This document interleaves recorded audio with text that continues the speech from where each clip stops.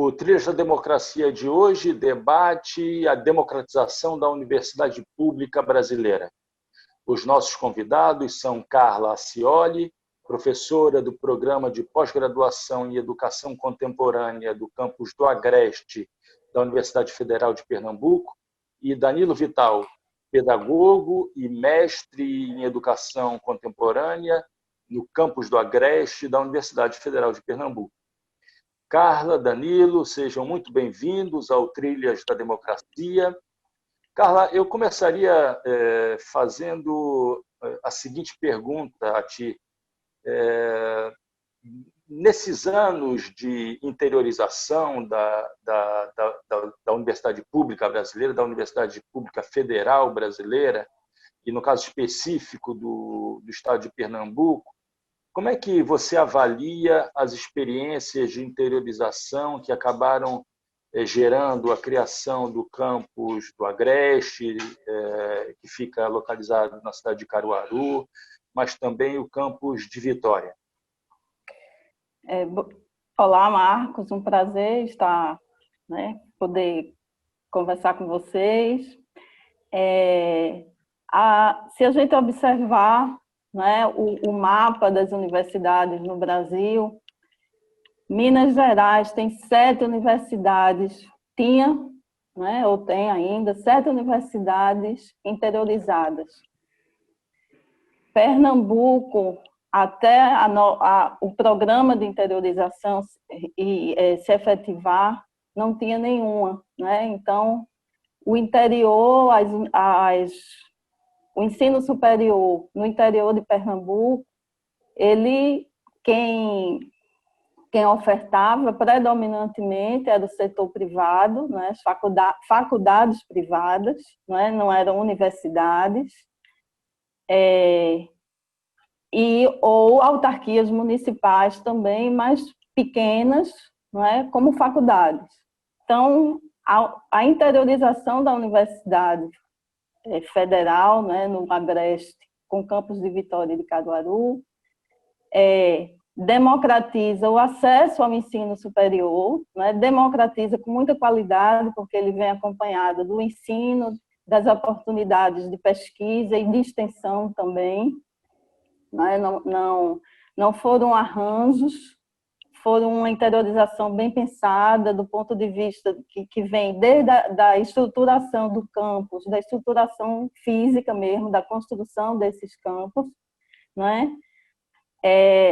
da seleção do processo dos concursos para docentes, número de vagas, os cursos, quais cursos seriam ofertadas. Então, houve muita conversa, muito diálogo com essas necessidades, do que ofertar.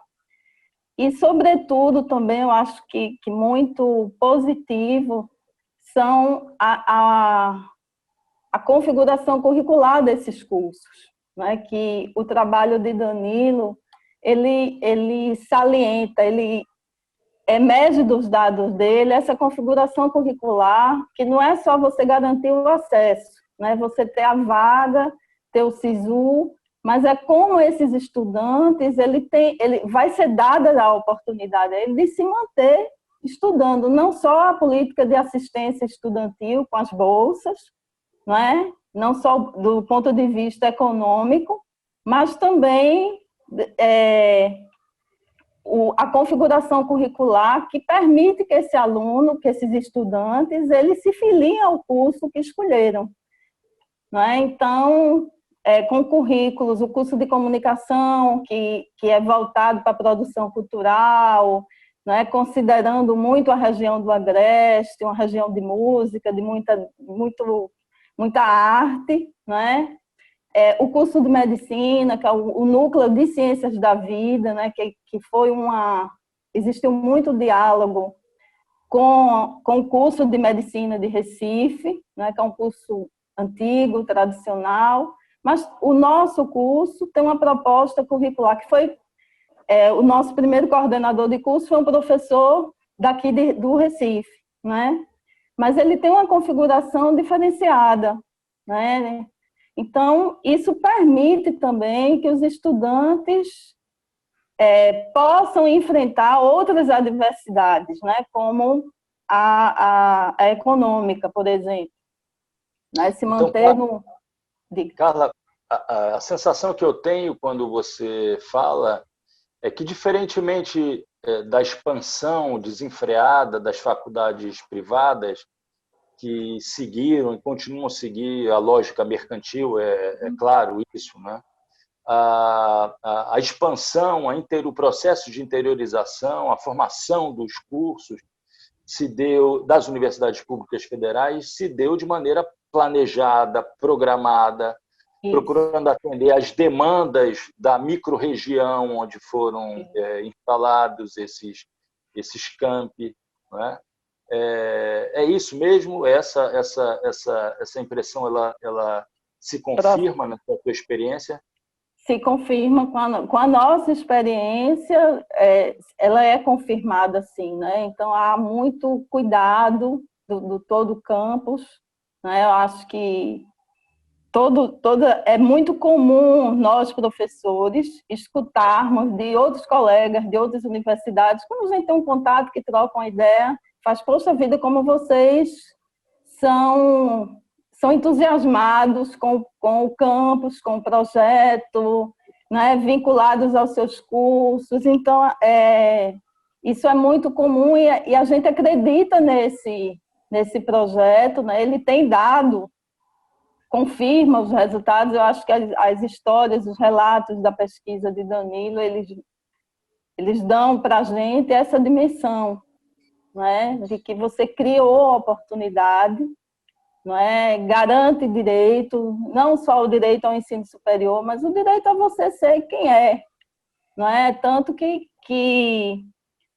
chama a atenção e está no texto de Danilo, né, o estudante de medicina, que ele diz que não tem pretensão nenhuma em, como disse Fabiana na matéria, empreender na medicina como médico, né? Mas voltar, quer dizer, então a gente fixa essa política de fixar os profissionais na própria região para qualificar o atendimento, seja médico, seja educacional da região, né? Das empresas com engenharia, com design. Então, isso tem sido...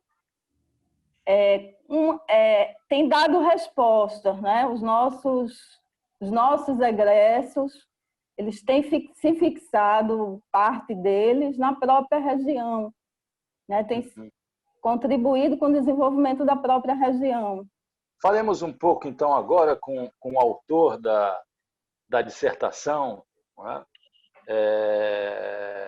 Danilo Vital defendeu a sua dissertação de mestrado no dia 9 de setembro desse ano. Essa dissertação teve como título Trajetórias escolares de estudantes de origem socioeconômica desfavorecida, o acesso e a permanência no ensino superior público. Eu tive conhecimento, Danilo e Carla, da tua dissertação, a dissertação que foi orientada pela professora Carla Scioli, por um artigo publicado pela professora Fabiana, que também é professora do campus de Caruaru, e que foi um artigo muito irônico, né? Sobre a balbúrdia que caracteriza a Universidade Pública Federal. E quando você começava a ler o texto, você se emocionava.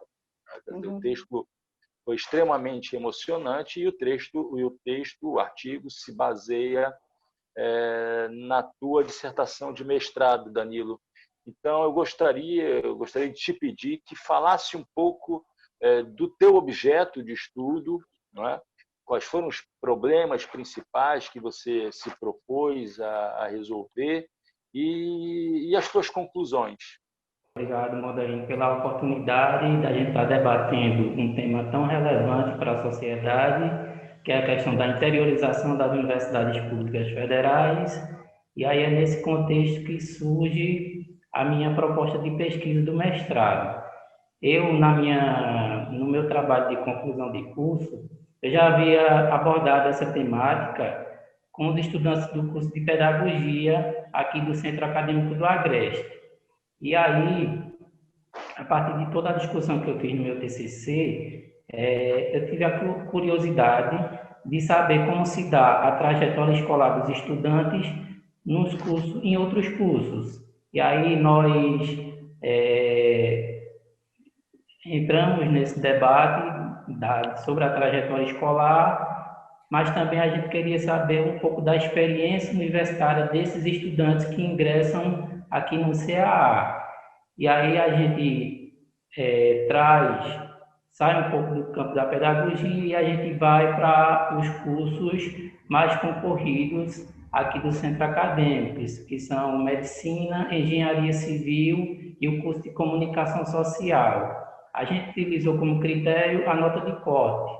Então, nos últimos 5 anos, os cursos com a maior nota de corte são esses que eu acabei de mencionar. Então, a partir disso, a gente buscou conhecer como essa trajetória desses estudantes, que é marcada por inúmeras dificuldades e desafios ao longo do processo de escolarização básica, e também um pouco da experiência do estudante após o ingresso. Então, a gente focou nesses 2 aspectos, mas aí surgiram inúmeras questões, tanto do processo de escolarização básica, como do processo da vivência acadêmica, da vida acadêmica desses estudantes aqui no interior. Então, esse foi o meu interesse, foi a partir dessas questões, e a minha aproximação para essa temática vem do meu trabalho de conclusão de curso, que foi apresentado também aqui no Centro Acadêmico do Agreste. Danilo, você construiu 3 retratos sociológicos de estudantes exatamente desses cursos, que são cursos, digamos, de elite, né? Cursos tradicionais da classe média, né? Por isso são os mais procurados, né? Comunicação, engenharia e medicina, como você e Carla antes fizeram questão de citar. Né? Desses retratos sociológicos, o que advém? Quais são as principais dificuldades enfrentadas para entrar e se manter na universidade no campus do Agreste, em Caruaru? As dificuldades são várias. Uma que a gente pode citar na verdade, as dificuldades elas vêm antes mesmo do estudante ingressar. Então, estudantes que assim, foram 6 retratos, 2 de cada curso, então a gente observou nesses 6 retratos sociológicos que as dificuldades desses estudantes, elas vêm para permanecer mesmo no sistema de ensino, desde a educação básica, estudantes que frequentam escolas com professores que não têm a formação adequada para estar ministrando aulas de disciplinas específicas, então essa já é uma dificuldade que esse estudante enfrenta no seu processo de escolarização básica. Estudantes que, já por outro lado, a gente também tem estudantes que frequentaram boas escolas públicas, com professores bem formados, qualificados, escolas com boa infraestrutura. Então, ao mesmo tempo que a gente tem questões de dificuldade, a gente também tem experiências positivas desses estudantes. E aí a gente tem estudantes, por exemplo, que vêm de área rural, e aí durante o processo de escolarização, digamos que eles migram para escolas da área urbana. Isso aí já se constitui como uma dificuldade para esses estudantes, uma vez que eles já estavam familiarizados com o ambiente escolar do campo, e aí eles transitam por outros espaços durante o processo de escolarização básica. Então, para muitos desses estudantes que saem do campo para a cidade, isso já se constitui como uma dificuldade para eles, por questões de transporte, de locomoção, e Então, essas foram algumas dificuldades que nós encontramos antes mesmo desse estudante ingressar no ensino superior. Danilo, os relatos que você fez, né, apresentam as tradicionais dificuldades estruturais, né? Essas dificuldades são de natureza estrutural, mas me chama a atenção o fato de você ter dito que, entre os 6 retratos sociológicos que você construiu, existiram alunos que passaram por boas escolas públicas, não é? Então, isso me leva a crer que, na verdade, esse discurso generalizado de que a universidade, de que o ensino médio, não é, público no Brasil é um desastre, ele precisa ser melhor nuançado, né? É essa a tua impressão? Exato, a gente precisa desconstruir essa imagem de que escola pública é atrasada, que não há professores qualificados, infraestrutura precária. Então, a gente precisa desconstruir esse discurso e mostrar para a sociedade, para a população, que há boas escolas públicas, com excelentes professores, boa infraestrutura, e isso requer mais investimento na escola pública. Então, quando a gente traz experiências, relatos de estudantes que passaram por boas escolas públicas de qualidade, a gente mostra para a sociedade que o investimento ele precisa ser feito na educação básica e no ensino superior, nas instituições públicas, sobretudo. Então, a gente vê que com investimento a gente consegue avançar ainda mais em relação à educação básica e de nível superior. Carla, você que foi a orientadora da dissertação do Danilo, quando eu li o artigo, quando eu vi até a dissertação do Danilo, né, me veio um pouco de otimismo, né? Um otimismo em relação à capacidade que o ensino público ainda tem de ser o grande, se não o único caminho para as classes subalternas, para os indivíduos das camadas subalternizadas da sociedade terem, alcançarem, se movimentarem, terem mobilidade social dentro dessa nossa sociedade tão desigual e injusta. Eu queria que você falasse um pouco, nós sempre aprendemos um pouco, né? Ou aprendemos muito com as dissertações e teses que orientamos, né? O que você aprendeu desse trabalho de orientação da dissertação do Danilo? Marco, foi um caminho assim muito de desconstrução também, né? No campo da educação, e esse caminho de desconstrução, eu acho que a experiência com o trabalho de Danilo foi mais um acontecimento, mais uma experiência que vem reafirmar para mim esses aprendizados, né? Essas desconstruções, no sentido que no campo da educação, muitas vezes, os estudantes que chegam, né, eles têm um olhar, como o Danilo disse, né, um olhar sobre a escola pública, de que é uma escola que não funciona, por exemplo.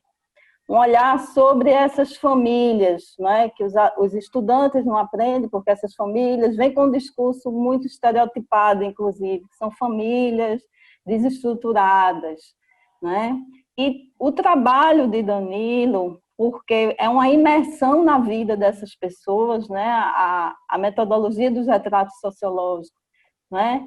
Permite isso, essa investigação, esse contato, essa aproximação com esse espaço da vida, né? Que não está posto por uma pesquisa de política educacional quando se investiga a interiorização, né? A gente tem um mapa dela, mas que existem capitais culturais, né, que a gente não pode homogeneizar, né, que esses estudantes eles fazem uma rede de solidariedade fantástica, não é? estabelecem redes de solidariedade, de afetos, de muita amizade, que isso é muito revolucionário, não é? Porque é o professor que vê seus alunos como potentes e vai até orientar como faz uma inscrição no SISU, né? Para aquele aluno que não tem uma familiaridade com a internet, com o sistema, enfim. Então, dar de cara com isso, né, foi muito emocionante, assim, de você ver, né, concretamente que, como o Danilo disse, a gente precisa investir mais para dar cada vez mais oportunidades, porque há possibilidades, né? Não é porque o aluno não tem livros que ele não gosta de ler. Acho que o trabalho de Danilo diz claramente isso, né? Eles frequentam a biblioteca, então a gente precisa de bibliotecas, de equipamentos culturais na cidade, enfim, né? Para que essas pessoas que não... Você não precisa comprar o livro, mas você precisa ter acesso a ele de várias formas que não só a compra. Então, esse tipo de aprendizado, você vê nos dados, né, que a gente precisa, de fato, traçar políticas nesse sentido, né, que a gente pode avançar, né, e são vidas muito potentes. São muita resiliência, né? Muita teimosia e de um tipo muito positivo, que é muito importante ressaltar isso, né? Não tem tempo ruim para esses estudantes. Danilo, a tua dissertação, ela, na verdade, olha um pouco pelo retrovisor, né? Em que sentido? Quer dizer, ela é uma pesquisa sobre um conjunto de estudantes que foram beneficiados por um processo que se deu no decorrer dos governos do ex-presidente Lula, não é? Só que quando você termina a tua dissertação, você se encontra, quando você entrou no mestrado, não é? Você se encontrou em meio a um processo fortíssimo de ataque às universidades públicas federais. Talvez você tenha entrado ainda no governo Temer, né? E fez as disciplinas e fez a tua pesquisa e a redação da tua dissertação durante o governo Bolsonaro. Qual é a tua impressão, qual é a tua sensação em ter, na verdade, feito uma pesquisa sobre um grande avanço no campo da educação pública e perceber que esse grande avanço vem sendo combatido pelos dois últimos governos brasileiros? É importante destacar, Mandarim, que o processo de interiorização ele ampliou as oportunidades de acesso ao ensino superior. E aí um dado que a gente traz, que é muito interessante na pesquisa, é que todos os estudantes entrevistados que nós relatamos na pesquisa, eles são os primeiros de suas famílias a ingressar no ensino superior. Isso mostra a importância e a relevância de políticas que democratizem o acesso ao ensino superior. Então, a gente vê... Isso é uma revolução, né? É uma micro-revolução na vida dessas famílias, né? Eu ia te fazer, inclusive, essa pergunta, né? O primeiro exemplo de pessoas da família que conseguem acessar o ensino superior. E a gente vê que isso é um avanço significativo na questão do acesso e também, como a professora Carla falou, a universidade ela tem políticas de assistência estudantil que garantem a permanência desses estudantes, tanto no que diz respeito ao aspecto econômico, mas também, digamos, no aspecto mais subjetivo, psicológico, uma vez que esses estudantes eles são acolhidos por assistentes sociais dentro da universidade. Então, a permanência desses estudantes ela é importante e a universidade ela vem tratando, ela vem dando atenção tanto a questão do acesso, mas também a permanência desses estudantes no ensino superior. E aí, é como você colocou, a gente vê que a gente avançou, mas ao mesmo tempo, tudo que a gente conseguiu construir, conquistar ao longo desses anos, a duras lutas, a gente vê, se sente um pouco ameaçado, uma vez que esse governo que aí está, ele tenta, de certa forma, desconstruir tudo que a gente construiu. Então, a gente enxerga a política do governo Bolsonaro como uma ameaça para nós, estudantes de graduação e pós-graduação, e para toda a comunidade acadêmica. Então, a gente vai continuar resistindo e enfrentando todos esses desafios que vão surgir nesse contexto político no qual a gente se encontra. Então, a gente está de mão dadas e está firme, sabendo que o processo de interiorização é um direito e uma conquista nossa e de toda a sociedade. Então, a gente não pode deixar que um governo que entra com outra perspectiva, com outro olhar para o ensino público e para a universidade, tente destruir tudo que a gente conseguir. Então, a gente vai lutar para que o nosso direito ele permaneça e que outras gerações também possam ingressar no ensino superior, as futuras gerações, sobretudo. Carla, uma última pergunta, o nosso tempo está se esgotando.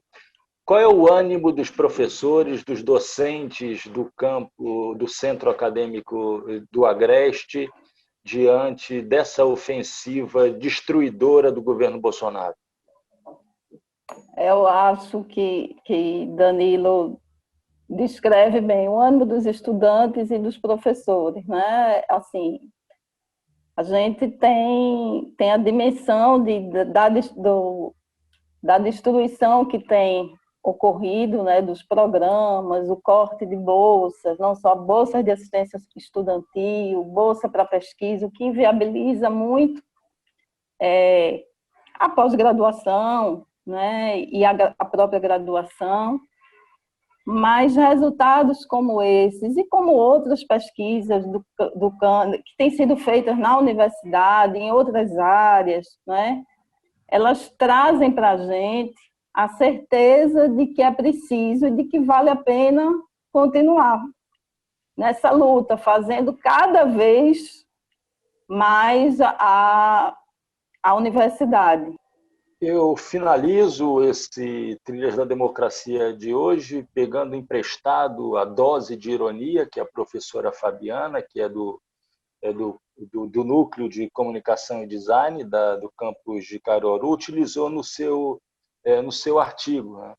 Se você quiser ter acesso à balbúrdia, mas uma balbúrdia democrática, a balbúrdia democrática que é feita dentro da Universidade Pública Federal no Brasil, particularmente na Universidade Federal de Pernambuco, no seu campus do Agreste, leia a dissertação de mestrado do Danilo Vital, intitulada Trajetórias Escolares de Estudantes de Origem Socioeconômica Desfavorecida, o Acesso e a Permanência no Ensino Superior Público.